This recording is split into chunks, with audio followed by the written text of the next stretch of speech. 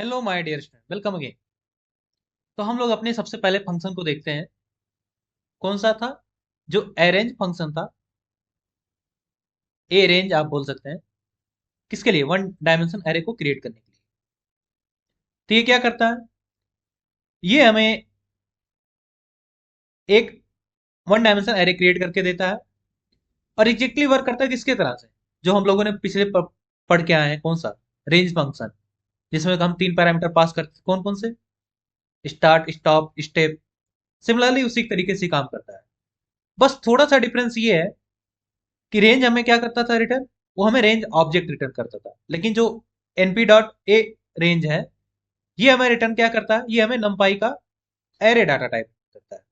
चलिए हम देखते हैं इसको, ये कैसे काम करता है।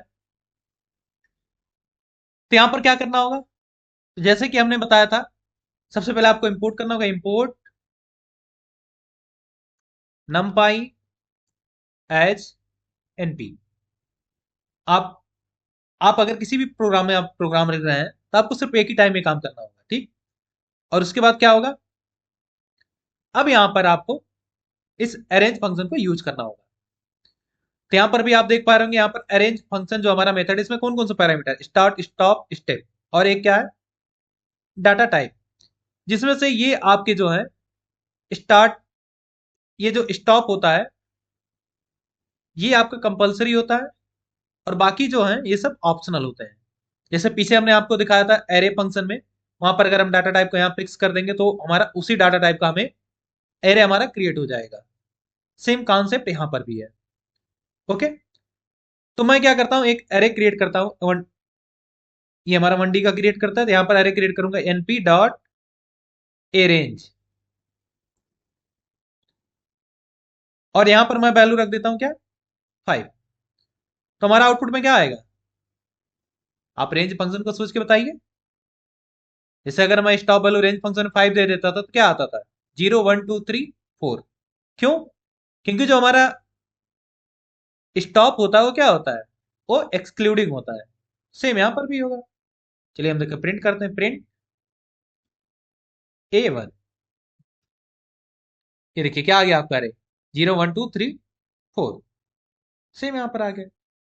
अब इसी में अगर आप डिफरेंट डिफरेंट ऑप्शन के साथ खेलना चाहें, आप यहाँ पर कर सकते हैं। जैसे मान लीजिए मैं यहाँ पर कर देता हूँ, मान लीजिए मैं स्टार्टिंग वैल्यू दे देता हूँ क्या? 1 1 5। अब क्या होगा? अब हमारा अरेंज, हमारा जो होगा एक एरे क्रिएट होगा। कहां से होगा? 1 2 3 4। ये देखिए क्या आ गया? 1 2 3 4। अब यहीं पर अगर मैं स्टेप भी दे दूं, तो जैसे मान लीजिए मैं स्टेप दे देता हूँ 2, तो क्या क्या होगा? हमारा होगा 1 3। सिर्फ यही प्रिंट होगा। देखिए क्या आया? 1 2। स्किप हो गया, क्यों? क्योंकि यहाँ पर हमने स्टेप यूज किया क्या? 2। यहाँ पर हमारा आ गया 1 3। एग्जैक्टली आपका किसकी तरह काम कर रहा है ये आपका रेंज फंक्शन की तरह ही काम कर रहा है। बस ये फर्क है कि हमारा क्या रिटर्न करता है, ये हमें अरे डाटा टाइप रिटर्न करता है। अब यहीं पर अगर मैं अपना जो थर्ड वेरिएबल यूज किया था क्या, जो हमारा ये, इसके इन तीनों के अलावा जो हमारा एक था पैरामीटर, क्या था? Data type. अगर मैं यहाँ पर इसको डाटा टाइप फ्लोट कर दूं, अभी मैं डाटा टाइप को आगे आपको और डिटेल में बढ़ाऊंगा। अभी के लिए आप ये ऐसे जान लीजिए, फ्लोट के लिए हम क्या यूज करते हैं? सिंपल यहाँ पर आप एफ लिख दीजिए, तो ये आपका फ्लोट में स्टोर हो जाएगा। देखिए इसको मैं रन करता हूँ। अब यहाँ पर आप नोटिस करें क्या आ रहा है? 1 डॉट 3 डॉट। ये क्या हो? ये आपका जो एरे है वो फ्लोट डाटा टाइप स्टोर किया हुआ है।